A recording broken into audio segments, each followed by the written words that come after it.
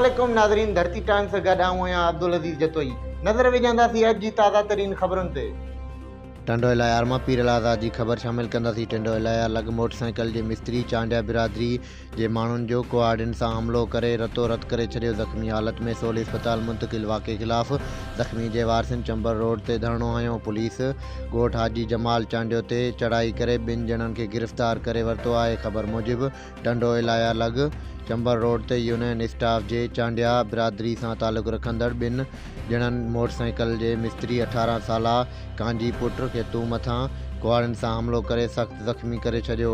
नौजवान खे गणती जोगी हालत में सोल अस्पताल मुंतक़िल कयो वियो आहे। जे बाद चिंबड़ पुलिस जवाबदार जी गिरफ़्तारी लाइ अटलनि सां गॾिजी ॻोठ हाजी मोहिब चांडियो ते चढ़ाई करे जलाल चांडियो जमाल चांडियो खे गिरफ़्तार करे वरितो आहे। पुलिस मूजिबि FIR में नब्ज़ जवाबदार गिरफ़्तार करण लाइ ॻोठ ते छापो हयो वियो आहे, जिथां जवाबदार फ़रार थी विया आहिनि।